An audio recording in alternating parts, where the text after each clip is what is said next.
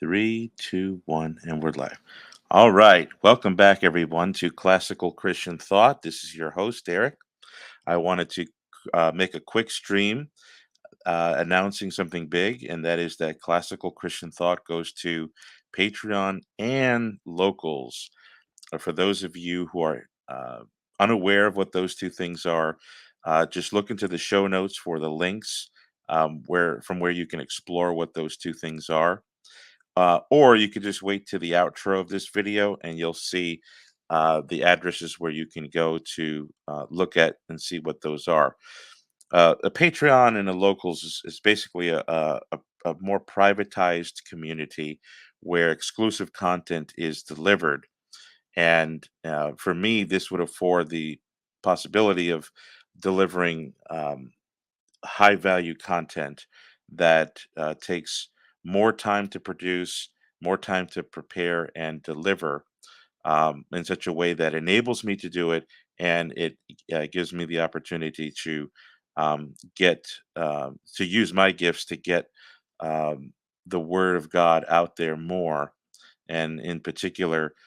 The subjects that I'm interested in, and the subjects that many of you who watch me and listen to me are interested in. But let me just go with a little bit of background to this YouTube channel for those of you who are brand new.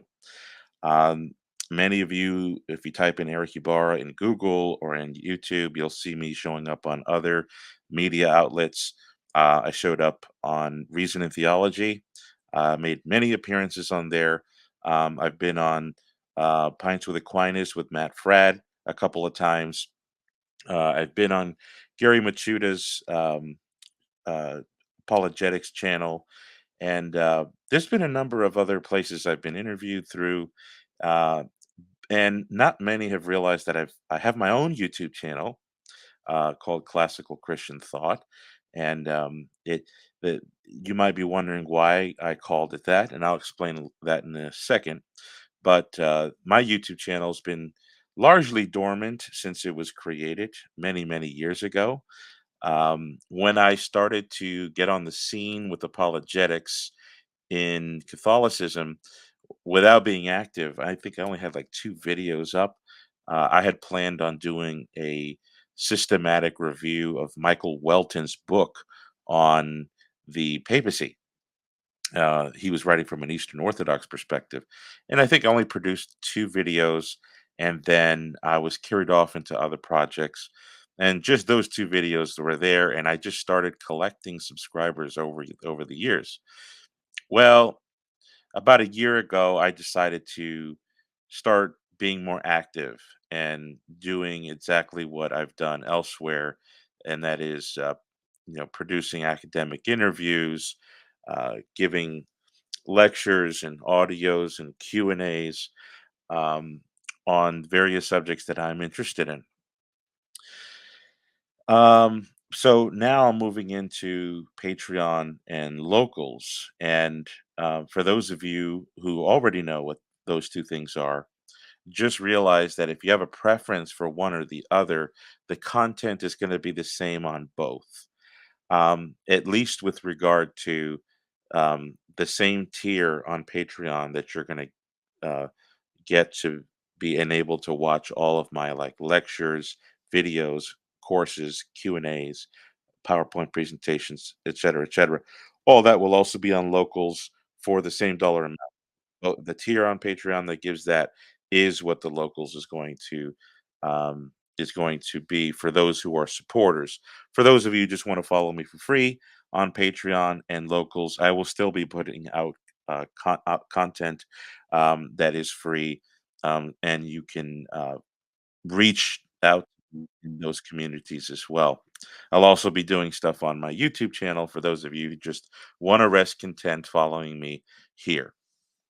All right. So to answer some questions, what is classical Christian thought? We've got channels out there, like I mentioned, Reason and Theology.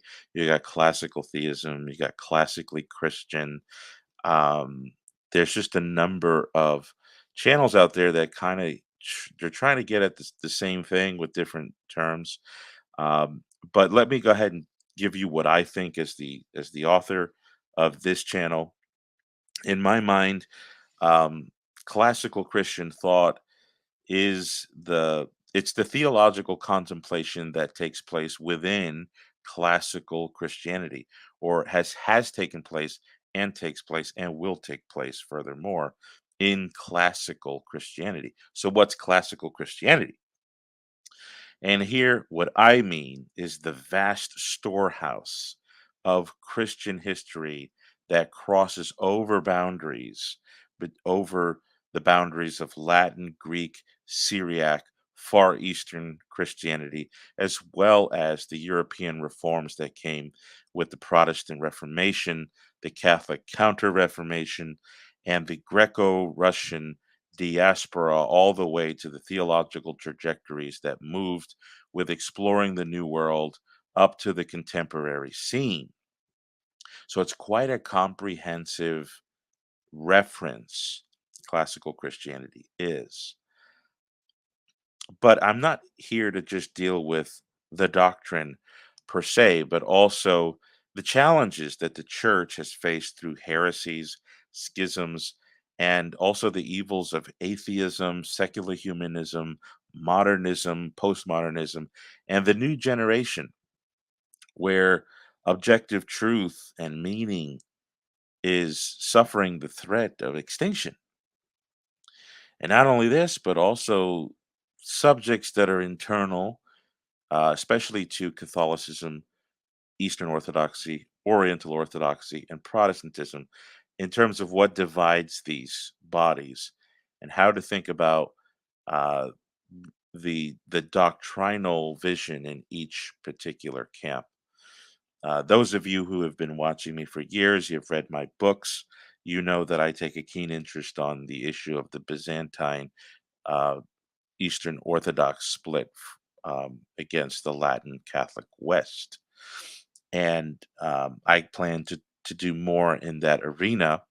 Um, but as you'll see, I'm also putting out content on issues of historic Protestantism, scholastic Protestantism.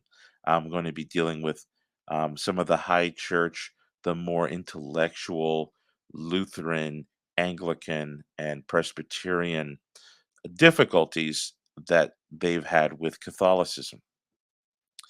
So, but it also gets even thicker, or rather wider than that. Classical Christianity is it's the whole panorama of what has transpired over the last 2,000 years. I think the closest thing you can get in a book form is Jaroslav Pelikan's 5-volume series on church history.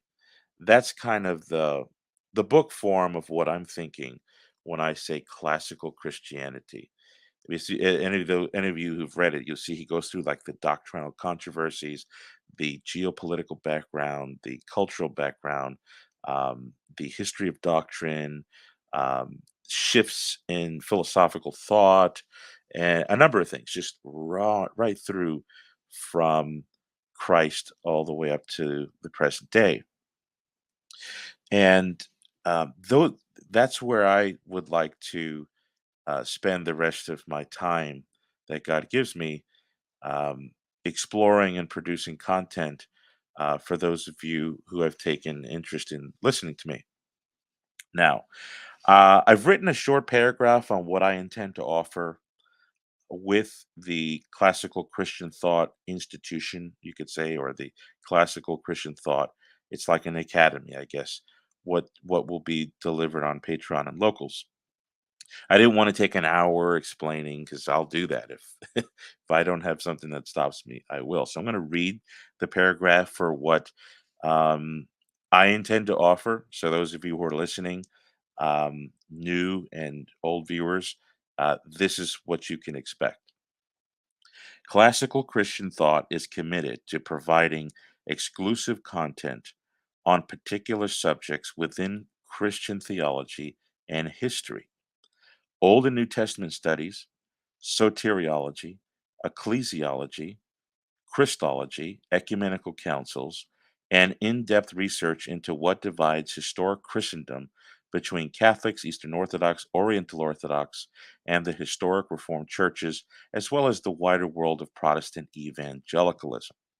One can expect fair and balanced treatments of the primary sources, beginning with the Holy Bible, sacred tradition, and the receptive interpretations in Latin, Greek, Syriac, medieval, and contemporary theologies.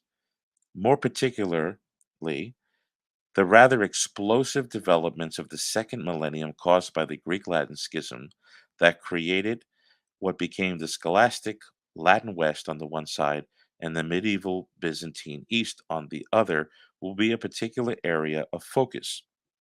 Inevitably, this will require also diving into the geopolitical and cultural backgrounds throughout these centuries, as well as touching upon the revolutionary responses that took place flowing out from the Renaissance, European reforms, and the collapse of religion and skepticism and secularism.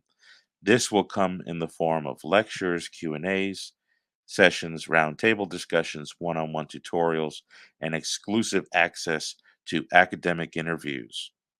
In addition, full access is provided to all the notes and PowerPoint slides utilized by the presenters, which will be almost all the time me. I'm at least that's the plan. Uh, so that's the small paragraph of what I intend to offer. It's the kind of the large picture. Um, as of right now, when you subscribe to me, you become a supporter on either Patreon or Locals. There's some free things that come up right away. Um, so you'll have access to all of my posts and all of the lectures that I've put up thus far. But you'll also get a free two free ebooks. Um, well, the first tier on Patreon, you everyone gets the what it's a lifetime recommended reading plan for those who seek to be mastered by classical Christian thought. Some of my followers on Facebook remember me sort of teasing the audience with a picture that was titled "A Lifetime Reading Plan to be Mastered by Classical Christian Thought." And I thought it was going to come out much earlier, but I worked tirelessly on this thing. This thing is like almost 40 pages. I think it might even be 50 pages. And it consists of first like a beginner's reading plan for those who are kind of like new. You can finish that beginners, and then the rest of the reading list is separated into subjects, categories of concentration that cover everything that I've said about classical Christian thought. And I believe if you wanted to read every book in there, it'd probably take you 20 to 30 years. But it's a guide, and you don't have to read every book in there. And that will be available to you. Uh, and that's something to really keep an eye out for because so many people are asking for what the good books are, and my list is a product of not just my own research, but the research of others, people well founded in the topics that I'm speaking about. The other thing you can get is a free ebook on why every Protestant must believe in transubstantiation. Now, in that book, which I think is about 50 or so pages, that book is an in depth examination of the New Testament and where it requires the teaching of what we call transubstantiation. I know you've been probably told that transubstantiation is rejected by the East and it's Aristotelian philosophy that's meddling in with mystery. If you check this book out, you'll see what I mean. You could teach this doctrine from Scripture. And I also go through the earliest church fathers, taking special note of what the high church magisterial reformed tradition has, both Reformed, Lutheran, and Anglican, on how to interpret the early texts on the sacrifice of the Mass, and the real presence of Christ in the Eucharist. And I show how none of those Protestant readings that tried to have a high view of real presence still comes short of what those church fathers are saying in the beginning. The earliest, uh, um, and this is going to be for uh, Protestant readers, Catholic readers, Orthodox readers, but primarily for those who are inquiring on how to talk with Protestants, our Protestant brothers and sisters, or if you are a Protestant and you're wanting a stellar presentation of the scriptural and the early Christian view of the Eucharist and how it does not allow for the Lutheran view, nor the Calvinistic view, nor the different views that have circulated amongst the Church of England, the Anglican and Episcopal tradition. So you have that. So far, I've put up two lectures, which comprises one crash course on the Catholic defense or defense of the Catholic view of justification in St. Paul's letter to the Romans. So there's a two-part crash course lecture series there, totally available right now. You can go and see those. And that those of you who are interested in that subject, you're going to want to listen to those because I put a lot of effort and thought into it. There's PowerPoint presentations, so there's some you don't just see my big face in front of the screen. There's good aesthetics there on each slide, and I put together um, both an exegetical and a historical study that's really hard to come by these days. And I've been studying the topic of justification since 2005, I mean, almost weekly. There was a time where I dropped it for years, but I've been studying it almost my entire adult life. And I was there as a Protestant when that you had the easy believism controversy, the lordship controversy. I was there when uh, John MacArthur came out with his magnum opus, "The Gospel According to Jesus," that fought the easy believists like Roy B. Zook, Charles Ryrie. Um, I was there when John Piper was contending with N.T. Wright in the beginning, um, when the new perspectives on Paul were creating a lot of controversy in the Reformed world. I followed very closely uh, Piper, D.A. Carson, Douglas Moo, Stephen Westerholm, Simon Gathercole, and their efforts to try and recover what is today in the scholarly world called the Lutheran or the Lutheranizing reading of Paul against some of the new perspectives, covenantal nomists, obviously those like E.P. Sanders, James Dunn, the late James Dunn, um, and several others. And and I was able to converse with a number of these scholars, and throughout the years. And as I moved in, as many of you know, I was reformed. I took the Canterbury Trail, became an Anglican.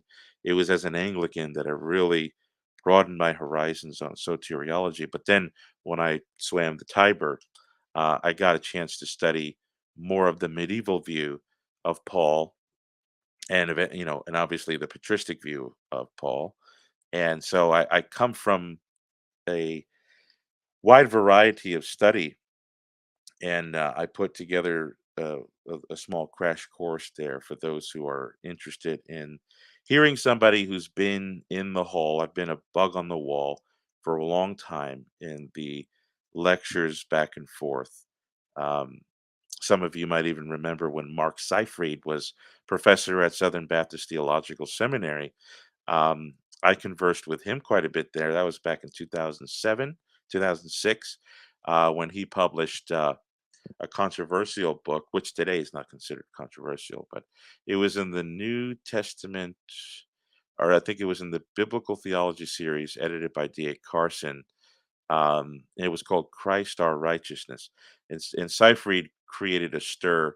James White actually picked up on it, um, and it was causing a minor controversy there under the dean of Southern Baptist Theological Seminary. Uh, he has since become Lutheran. Seyfried did. I think he left. He's now former faculty there at SBTS. But I studied Thomas Schreiner, um, Brian Vickers. Those of you who have read Jesus' Blood and Righteousness by Vickers, that was one of those pivotal books at the time of that debate. Spoke with him over the phone, did a lot of questioning, did a lot of my own investigation on these matters. So you're going to want to watch those two lectures. What I plan to do immediately after now is to go through my book on justification in short course lectures. So if you want to continue and see what's coming next in terms of lectureship, it'll be through my book, which is available on Amazon. The Just Shall Live by Faith. Um, so yeah, that's what's coming next. So if uh, if you're interested in my content and you want to see me deliver more and to get deeper on subjects, um, and you want to see it in a way that allows me to do it so that I can use my time, my talents, my energy, my time, and resources, think about becoming a supporter on the Patreons and locals because I'm going to be diving into this from here going forward, and you'll also see me here on YouTube, Facebook. Many of you guys see my controversial posts on Facebook. Those probably won't end anytime soon. But I'll also be putting up posts on Patreon and locals, which again, both of them are intended to be equal, at least on the from tier two from Patreon to locals. And I did both because some don't want to support Patreon, some want to support locals, and it'll benefit me because if Patreon shuts down for some reason, everybody will know that the same content is on locals if they want to come back and find me. All right. Well, that's it for now. Thank you for listening. God bless, and I'll see you next time.